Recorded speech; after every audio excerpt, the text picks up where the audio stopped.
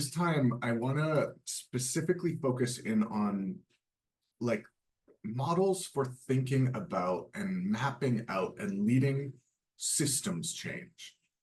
So my first question is, what does that mean when you hear like leading change in systems or systems leadership or um, any idea about causing change in a system?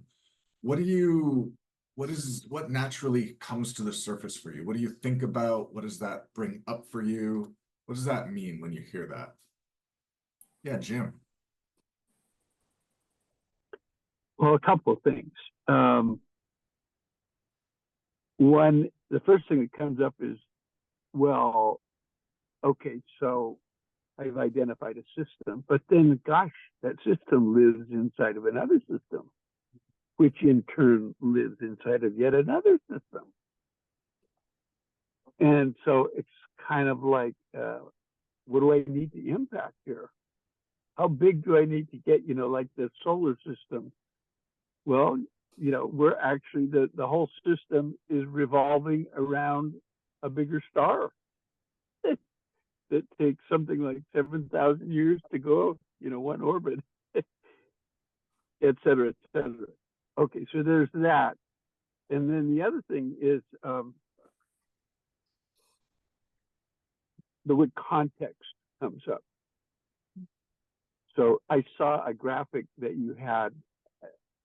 I don't know where it was on Facebook. Yeah, it was on maybe TikTok. But it was hard to see, and it was about systems. It was a picture of, well, my interpretation was stars, a cluster of stars, but I don't think it was stars, but bright lights. And then there were patterns. And then what comes to mind is the poem by Edwin, I can't remember his last name, anyway, from the 1800s, where he says, he's talking about someone who is angry and has shut me out,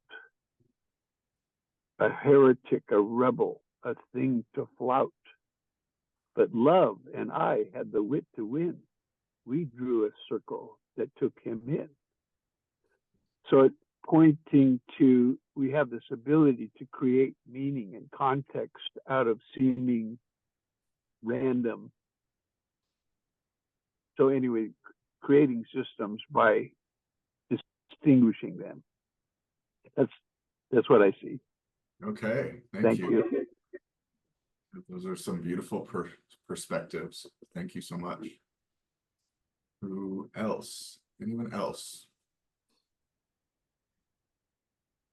What is leading a system? Yeah, Christina. What's there for me is resistance when there's change or something new to be brought into a space. In my experience, what comes up is everything that's not that to work through and to get through first and foremost. Yeah, that's really interesting. Let me reflect something back to you and see if this kind of maps onto what you're saying. So we'll talk about this, but in the hour, but in systems theory, there's this idea of an attractor, which is it's like a sinkhole it's like a magnet inside of a system. It pulls the system towards a certain state of stability. And when you try to change a system, you push on that system, but the system pushes back on you because it likes to be in that attractor state. So it doesn't want to move out of that attractor. And sometimes it's really counterintuitive. It like pushes back on you in all these ways that you didn't expect to try and maintain its equilibrium or its stability. And it's a very interesting phenomenon, because sometimes the harder you push, the harder the system pushes back, and then you end up somewhere but not where you thought you were gonna get to. Does that kind of map onto what you were saying? Does that resonate? Sounds like everything I do. Okay, cool, thanks. All right, Scott. Yeah, thanks. Christine's mentioning resistance kind of brought up for me crisis.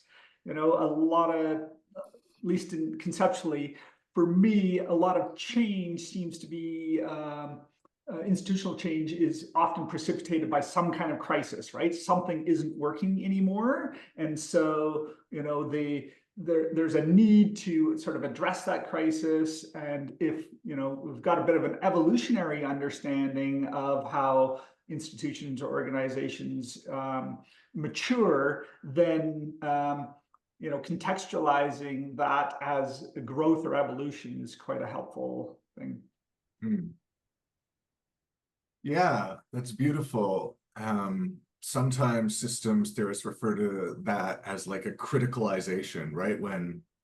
And like in organizations or institutions, it's often, you can tell when you're approaching a criticalization because, you know, you're, unfortunately, it's just quarterly for most organizations, but your quarterly plans are not, they're not working anymore. Your projections are not working. All the things that you're doing, it just seems like it's not, it's something's missing. Like and there's conflict in the system and people aren't agreeing on the path forward. And it seems like something's got to change.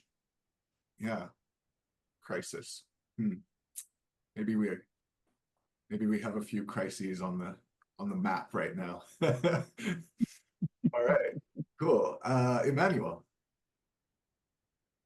Yeah, I think I hear ecosystem. I don't know, like maybe my biology background, and then keeping in mind everything that's happening with AI, like I kind of see, you know, looking in microscopic and then macro, you know, like you can look at things from, you know, a very small point of view, or you can look at things from a very big point of view and how it all works together, you know. And um yeah, that's what I hear.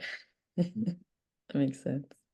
Yeah, it does. Thank you. And um, I think that biology background is super juicy and important to kind of, it just can give us so much information and insight into our world and the lives that we live and our experience as human beings. So thank you for presencing that. All right. Okay, so let's get into some slides here. So again, I want you to think of a change you're committed to, like actually make this real for yourself. Let's not just get into the theory of it. Like think of something that you're committed to changing.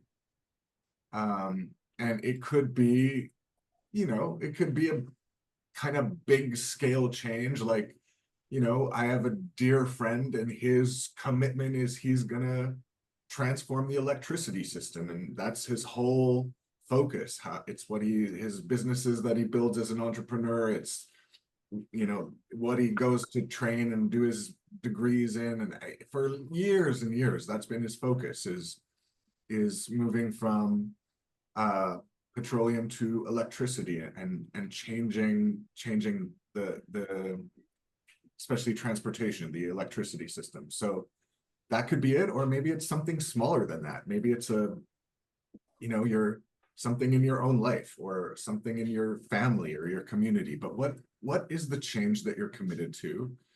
And again, think of the time horizon for that change. So anyone want to just come off mute quickly and share what you're committed to, a change that you're committed to causing, realizing?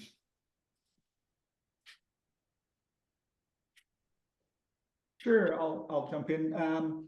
So I'm working also on the transportation system here on the Sunshine Coast, and I've got a group together that's working on building a 130-kilometer long multi-use path along the whole length of the Sunshine Coast. So we've kind of set like a 30-year horizon to do this, since the costs are roughly $500 million, but we're breaking it down. We, you know, doing the we've done the initial steps, we've got the first phase, we're doing the data collection, we've got a mechanism, we've got all of the relationships, you know, with the First Nations and all of the governments and all that kind of stuff. So, I mean, it's just so the change is a change in the transportation system for active transportation on the Sunshine Coast. Beautiful. Cool. I'd love to see the blueprints for that. That's exciting. All right. Anyone else?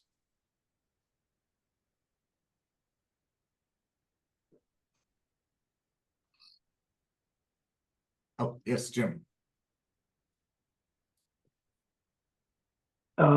Well, this is actually one that I've been working on since the 1970s. And it is about, it's to cause the end of hunger in the world as an idea whose time has come, called the Hunger Project. And and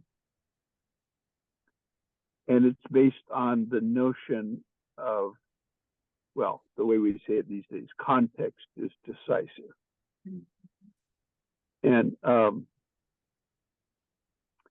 just to give you a sense of the impact of it, over the first 20 years, the way they measured the health of a society back then was by the infant mortality rate, the number of children that died before their first birthday. And in 1977, the infant mortality rate was about 107 deaths per thousand. That's about 1 out of 10 children globally didn't make it. By 1997, it had dropped to 54. And as of about 2016, it had dropped to 38. And that's with 4 billion more people on the planet since 1977.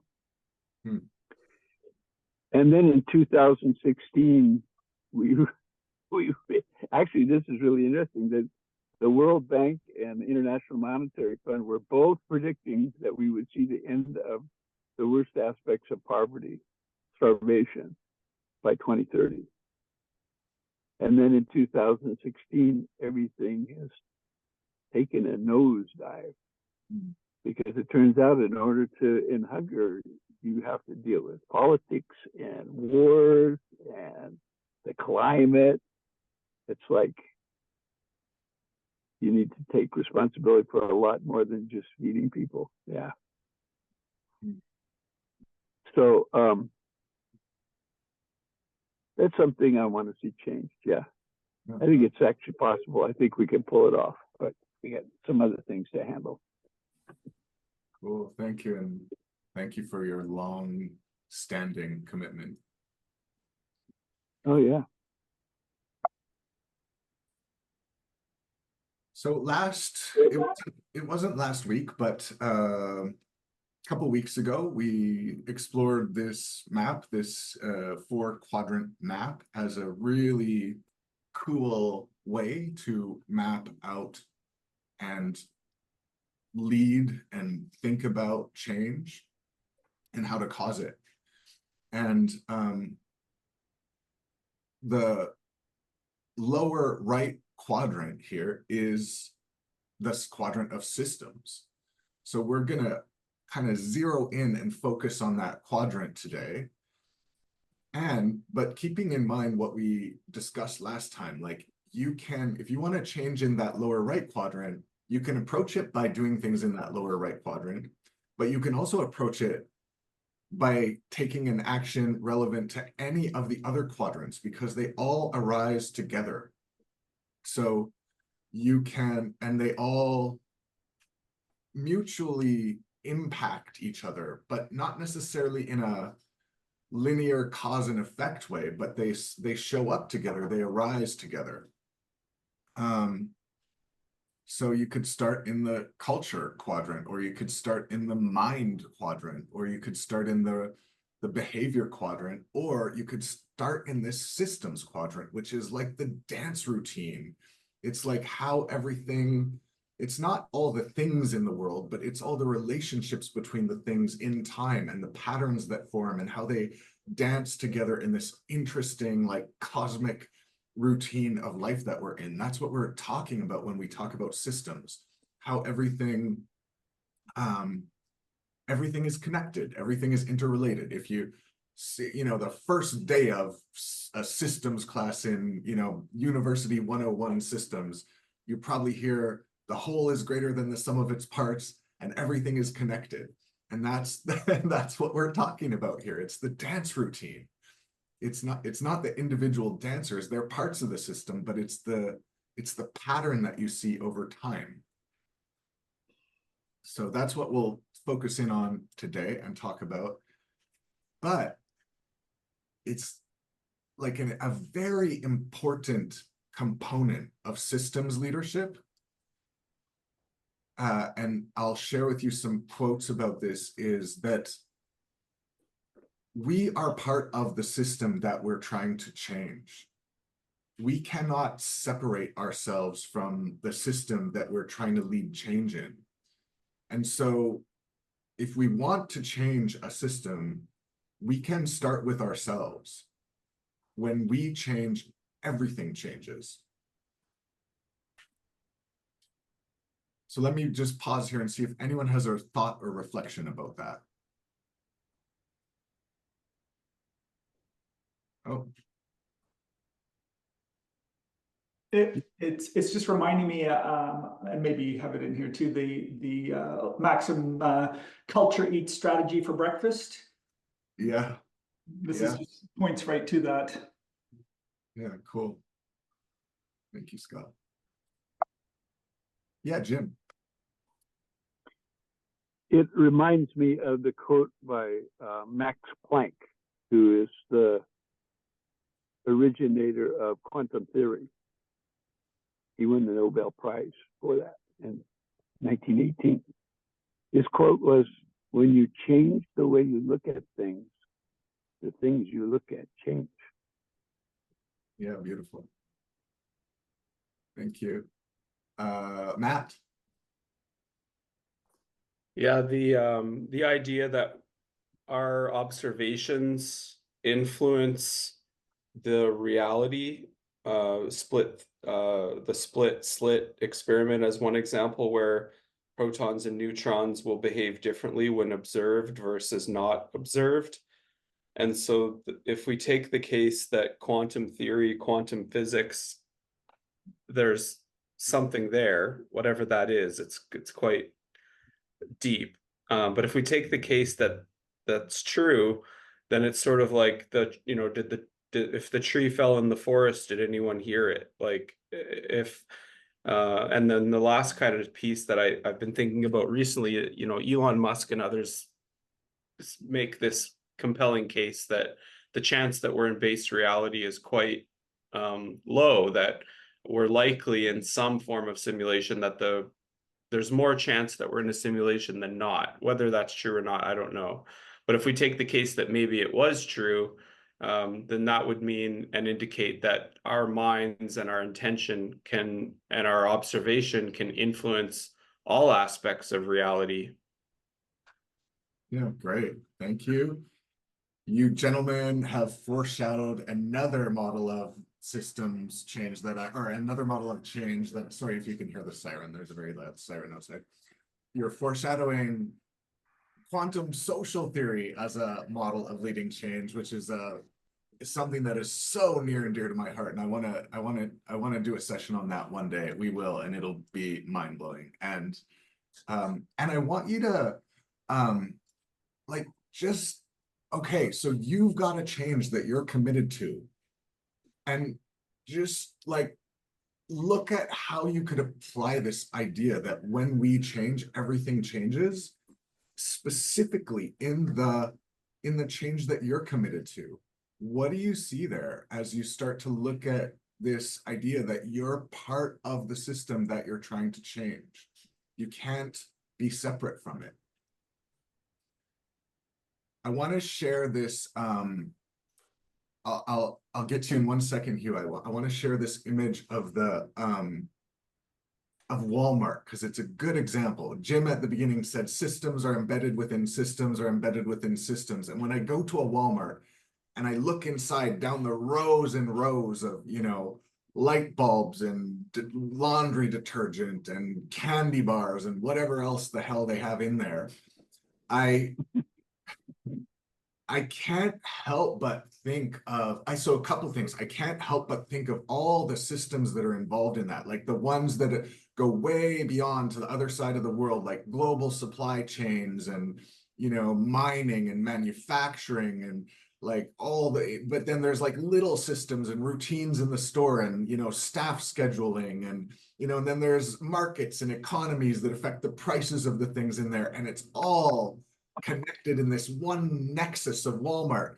And then there's, you know, there's also like seasonal systems, like the, you know, in Western cultures, there's the Christmas holiday shopping season where that parking lot is just, you can't find a parking spot or in December in this Walmart because the traffic has its own dance routine. And, you know, and then there's 9 to 5, like when are the hours when that store is busy? And it's just this whole massive dance routine that you can just see in this one Walmart. So I can't help but think of that. And then there's also this part of me that just notices how much our lives are given by the systems that we're embedded in and how much they shape our reality and shape our thoughts. And it makes me question, like, is this the way it has to be? Or is it just one dance routine that's possible? Hugh, you had a comment. The quote is when we change, the world changes, just to go back to that quote.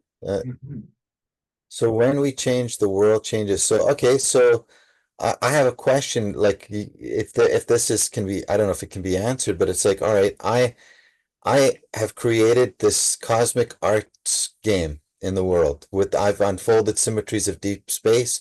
It's a unique phenomenon to open up conversations about cosmology and the universe and how we interpret what we see out there, looking in deep space, and yet I somehow am resistant to take on really moving that game forward. I've got the website up and everything there, but it's like what I'm seeing in that quote is as I change, it's like, is the world going to accept what I have to share? Is I guess what I'm asking. It's like, so I have to change to step into that. Like, there's a resistance to putting my face out on social media and speaking to people about this. It's like, how am I going to be judged? Like, or is it going to just like shift to alter perfectly to fit what I've created, and everybody's going to just buy my art like it's like that's what I'd like to see. And if I change, maybe if I change to be something, it will become that. Or if I go in there with fear, it's going to be another thing. So it's like that change that we're talking about. Like, yeah, I'm alluding to will it shift that way? Will it shift that way for whatever I create out into the world? I mean, I did read that if we create a like from way back, that if we, you know, if you create a notion out in the world, and especially if there's a problem, you essentially are creating like a river that starts to flow, and then you can go with that. And there's nothing that you can't create. But how the world changes with you is another question, right? Okay, so maybe I'm not clear in my question, but it's like, will the world change accordingly if I alter myself in that case? To the results that I might be looking for, you know, like. Okay, got it. Well, according to the 4-quadrant model, you can't stop the world from changing if you change in some way. I mean, does a caterpillar exist in the same world as a butterfly does? Interesting question. Not at the same time, if it's that particular entity. Okay, good. Well, let me see. Okay, good. So I want to share another metaphor of a system in tags back to Emmanuel's comment on the biology, but so systems are these kind of structures, patterns that emerge from all the interactions of all the little individual agents. So this is an anthill, and I want to, and it's mostly underground, so you can't see very much of it. A lot of it's hidden from our view, but it's this big, massive structure that sometimes is called a superorganism, I think. But like a city or like a brain that's got, you know, billions of neurons, I believe billions, trillions of synapses, there's a structure, there's a pattern that moves in shape and changes in time, and it's got almost like a life of its own. Like if you poke that anthill in a certain way, it's gonna, you know, it's all just gonna be little individual ants responding to it, but you could almost, but then there's the pheromones they emit and the way that you know, form of communication causes other ants to mobilize. And so there's almost like a way that you could say that an ant hill responds. It defends itself. It does something in response to stimuli from the environment. And that's what a system is, it's one way of wrapping our heads around a system. And so it gives us a place to look from and think from when we're inquiring about, okay, how do you change a system? What would leading change in a system be? And we've been talking about this idea that when we change, everything changes. This is a beautiful article. I will share it in the email that comes out this week. It's from Peter Senge, and it's called The Dawn of System Leadership. And he talks about these gateways to becoming a system leader. And one of the gateways, which I think is maybe the most important, is he says, a gateway to becoming a system leader is redirecting attention. So it's seeing that problems or challenges that we face, which we call out there, they're not just out there. If it's out there, it's also in here, and it's always connected. So becoming a system leader is continuing to do what we are currently doing, but doing it harder or smarter is not likely to produce very different outcomes. Real change starts with recognizing that we are part of the systems we seek to change. The fear and distrust we seek to remedy also exist within us, as do the anger, sorrow, doubt, frustration.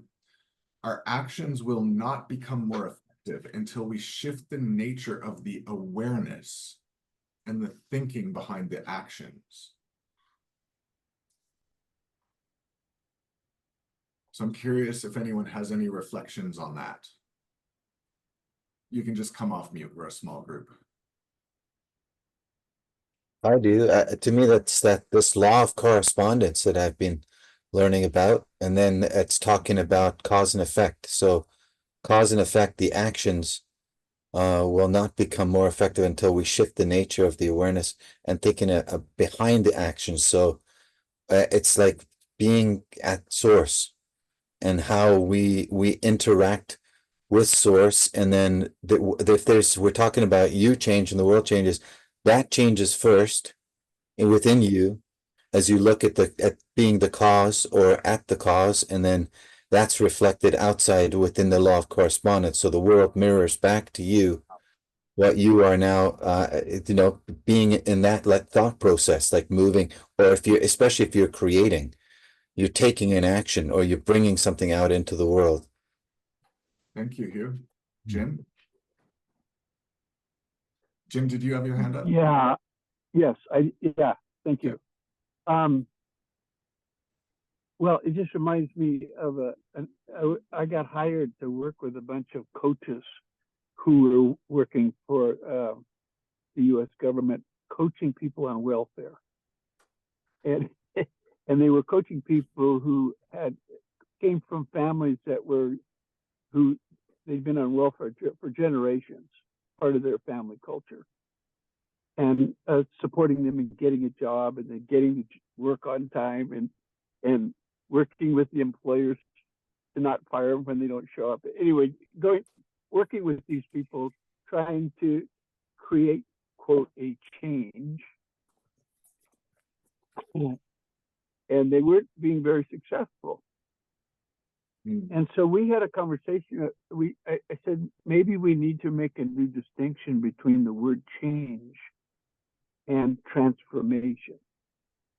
That a transformation is, I guess you could say it's a kind of a change because it shows up out in the world of things, forms, but transform even Is this maybe annoying to you? may not be the right term. And there is another term, transubstantiation. So, and this is, getting to the point where you were talking about, what people put their attention on, the way they frame, their reality, how they interpret the meaning of what's going on. So we did this little experiment. I asked her, is there somebody here in the room who cannot catch a ball? And we lucked out. There was a lady. And I had this big Smurf ball. It was about 4 inches in diameter, green on one side, blue on the other. And it's just squishy ball. And so, we tested her. She couldn't catch it. It's amazing. So I said, okay, now we're going to do an experiment. I'm going to ask you to stop worrying about catching the ball. We're going to change the game. The game now is, what direction is the ball spinning? So you actually have to watch the spin of the ball and tell me what way the ball is spinning. And so then I would, lob it to her. She's like 4 feet away. I would kind of very gently lob it to her, and she'd try to catch it again. She couldn't not. I mean, her whole life she's been trying to catch a ball. So I said, okay, don't worry about catching the ball. And I said, I'm gonna spin it towards you. Now watch the spin. And I very gradually, spun the ball towards her. She says, yeah, I see that. And I'm gonna away from you and to the right side and to the left side. And so now she's getting the idea of this new game. And each time she'd tell me what way the ball was spinning, she would have to chase the ball down. So I said, it's okay if you catch the ball. You don't need to chase it down if you don't want to. But we're not interested in catching. We're just interested in the spin. So next thing, she catches the ball. I back up. Throw the ball again. She tells me the way it's spinning, catches it again. Pretty soon I'm like, 10, 15 feet away, and I'm throwing it overhand to the right, to the left, down low. She catches it every time. She has no awareness that she's catching the ball. She's totally focused on the spin of the ball. So when we talk about, well, what happens there? It's like, you can look at it like a slick trick, but that's not the point. We're talking about that at the level of perception, the woman is starting to discover that she has an ability to shift her perception of things, the way she's interpreting things. And the action changes naturally. So this business about when you change the way you look at the world, it's not just merely, not really change, it's really your I like the word transformation or transubstantiation. You're changing the very context of the reality that you're operating from, and the world shifts. Yeah, thank you. Yeah, thanks for letting me share. Yeah. What do I want to say about that? Well, I just put up your hand if you believe, and I know Emmanuel we'll get to you in just 1 second. Put up your hand if you believe that what you pay attention to and the way you pay attention has some impact on the trajectory of your life. Yeah, a couple, yeah, most people have their hands up. So, uh, so it is very interesting that that seems to be something we just all intuitively know is real. And yet in the world today, most of the scientific models of how a human being can create and cause change doesn't even consider that. Like it doesn't really, because a lot of our contemporary science doesn't think of a human being as that the mind has much effect in the world. It thinks only of neurons interacting with neurons creates the mind, but the mind is just along for the ride, which is a very strange predicament for us to be in as human beings and probably constrains a lot of what we are capable of, both individually and collectively. Emmanuel. Yeah, hi. I yeah, I found this really fascinating, and I think that a lot of the things you're speaking to about transformation, and as a coincidence, I'm reading a book by L.A. Paul called Transformative Experience. It's really interesting, right? But I also wanted to say that um I find it interesting, that we're talking about leadership and change, and like if you change yourself, it'll change the world. And I think it's a very privileged uh, position to be in, right? And as a woman, and just not like when I say that, most people will think like, oh yeah, okay, people in the first world with money and education, but I also think like mentally, like mental health capacity, right? Like I think it's really difficult for a lot of people right now in the world. There's so much going on, right? And um, it I don't think that everybody feels that way, that they can, if they change themselves, they'll change the world, right? And a lot of people struggling with mental illness, I think they're on the opposite scale, right? Like they feel like they can't affect their own life, right? So I just think it's important to think about that. And I love that we're, all really interested in AI, and I see what you're doing here with the system leader and the change in the world. And but yeah, I think it's all part of the same thing. And I love that you use the ant analogy, because the first conversation that I joined, I got in a spat with Scott about ants and mosquitoes.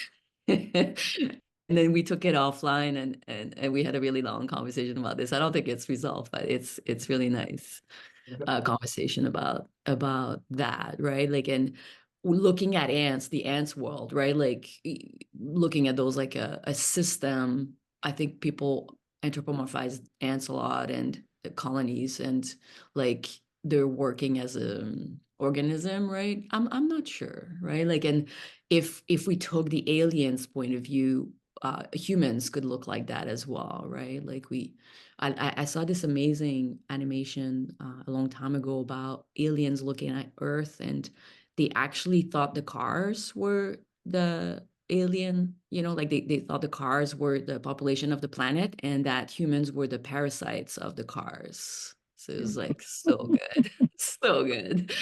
And if the alien's gonna poke the parasites, and the cars are gonna fight back as a system, right? So like I think that's all really interesting.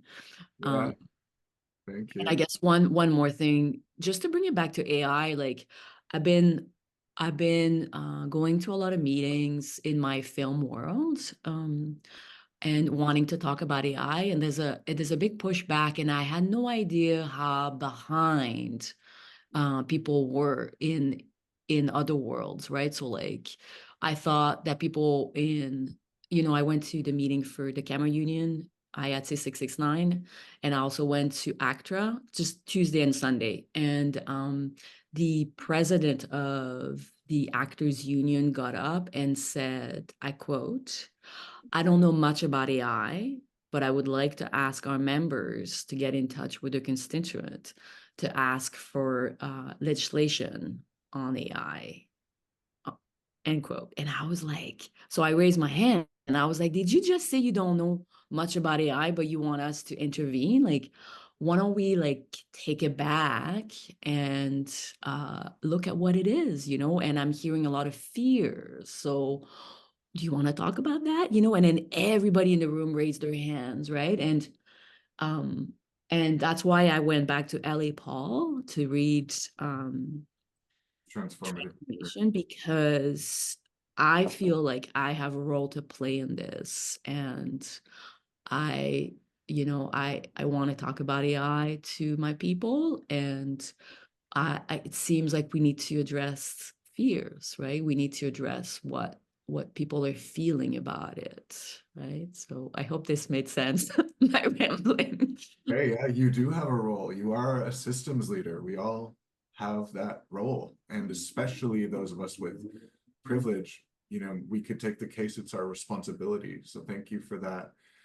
I want to get into the juicy part, or one of the juicy parts now, and this is this idea of criticalization, which Scott and some others, you know, kind of made some references that get us to this, or help us get to this place in, you know, this idea that you can actually create maps or think about systems change in terms of these interesting models. And so here what we're seeing is in panel 1, we see an attractor. That attractor is called attractor 1 or A1.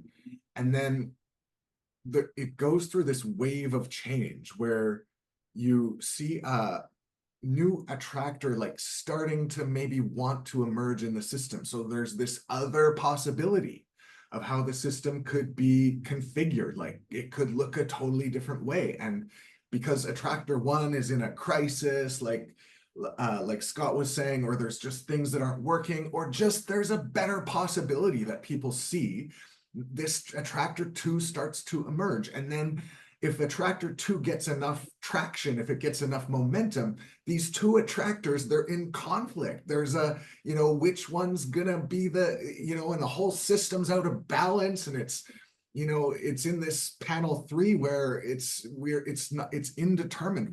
We can't predict what's gonna happen. But sometimes attractor 2 displaces the old attractor. And then we have a totally new attractor, a totally new configuration, a totally new set of relationships that define that system. And things therefore can show up differently. People have different opportunities and they think different thoughts. And, you know, maybe we don't have a holiday shopping season anymore. And maybe the traffic doesn't have that rhythm because there's something different that shows up in the system. So yeah, this is just another way of looking at another map of the same thing, but I just want to read these here. The seed of the new attractor, it starts to push on the boundaries of the current attractor. And then in the middle, there's that tipping point, there's that bifurcation point where it's equally likely it could go one way or the other. Sounds like an election that's happening soon in some places in the world, but anyway. And then a new attractor gains the momentum, and then the new attractor displaces the old attractor. And here, he's tried to map that, so you can see, I don't know if you can see my cursor. Can you see my cursor? Just raise your hand, Hugh, if you can see it. Yeah, okay, good. So here, we're showing A1, attractor 1, and then he's showing those 5 steps. And he's basically saying it could happen 2 ways. Like one is this kind of gradual way where you follow a path from 1 to 2 to 3 to 4 to 5, and you end up at attractor 2. But there is also this sometimes way that it happens, which can be jarring and not necessarily, for some people, it can be painful because their lives just get thrown up and out of balance and disrupted really rapidly. But there is also this like dramatic like leap of a system into a new attractor, and it's not gradual. It builds slowly and slowly and slowly, and then suddenly there's a leap where everything just gets reconfigured. And with AI, I want to assert that we're probably in one of those leaps into a new attractor right now, because AI changes everything, and it's happening so fast. So that is something to think about in terms of like how systems can change. So let me stop there and just see if there's any reflections.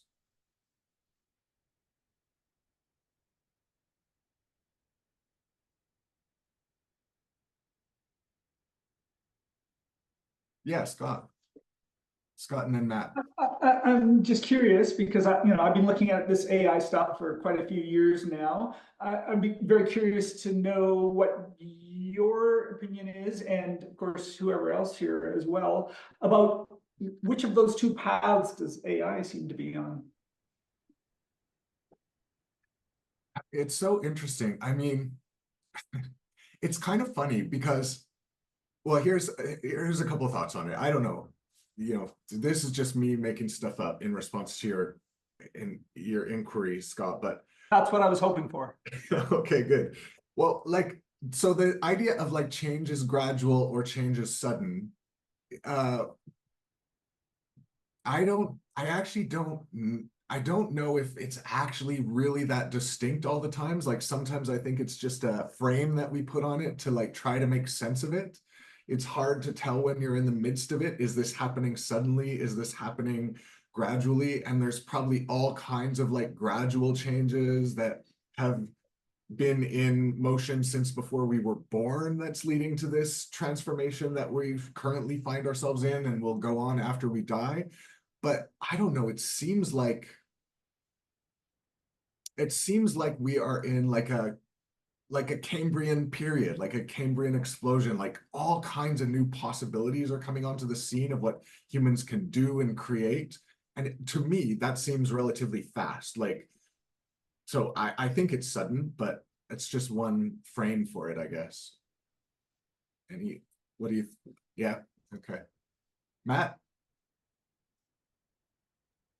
I got totally just taken into what you were just saying and completely forgot what I was going to say to the first question. What I'm left with after all of that is just the idea that whatever change is going to happen is so massive. Like I view it as so like bigger than the internet. Like this whole thing that's unfolding with Web3, and we've got brands like Louis Vuitton and Nike buying real estate in digital territories. That this whole like idea that we will live as an avatar also in Web3 and in the real physical world, and then the impact that AI would have or doesn't have, like the Neuralink and all of these things that can open up for the human experience. So yeah, I don't even know anymore. Like that upswing where you're asking like, well, how dramatic could the change be? I think it's so massive that it's not even knowable or I view it as something not even knowable, just limitless, boundless human potential that we can't even imagine at the scale and the impact that it's going to be so dramatic. That's what I'm left with. Thank you. Yeah, cool. It's a great time to be alive. Emmanuel.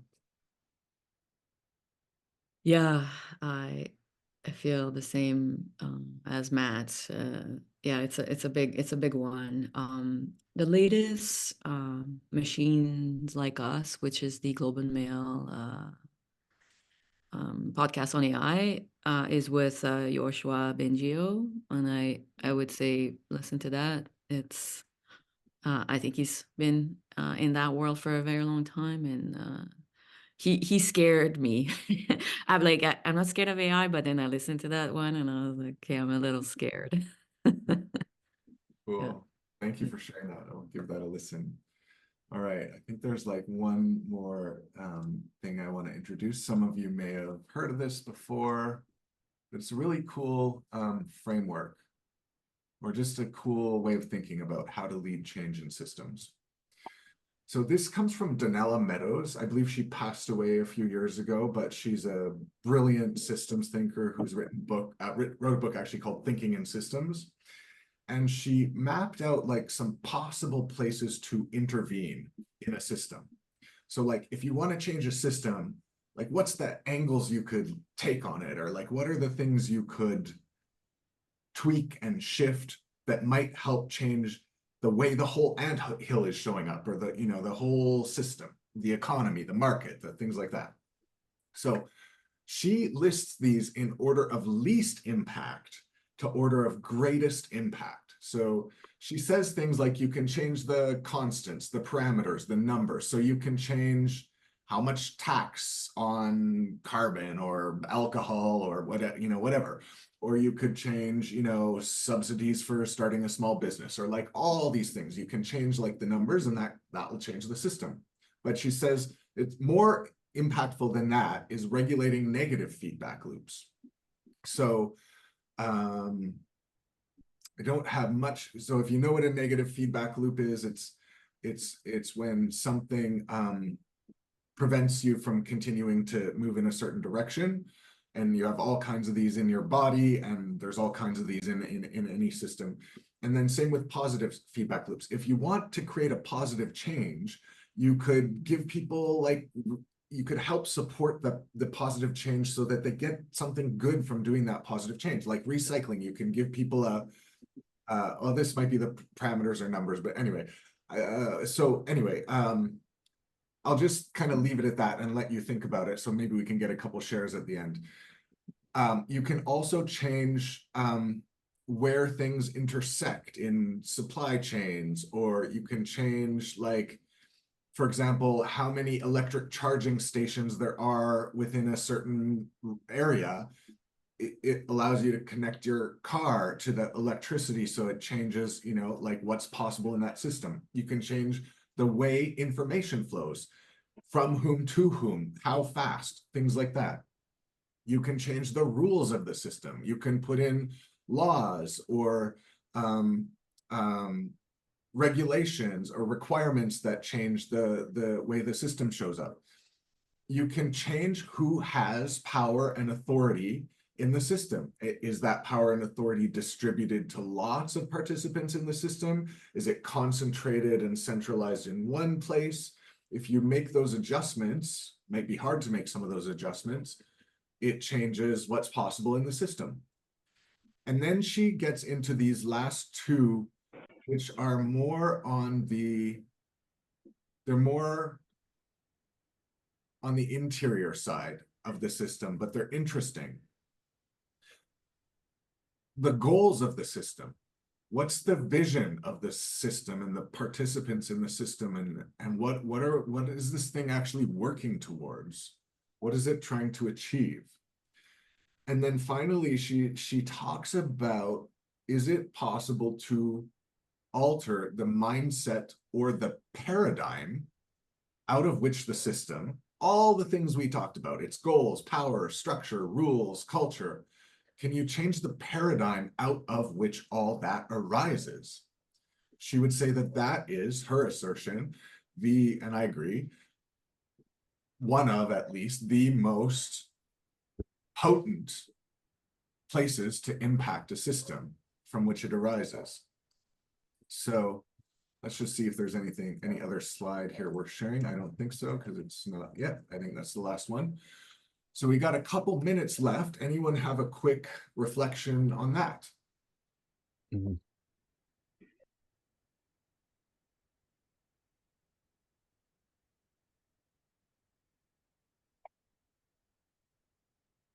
I'll go fast. Okay.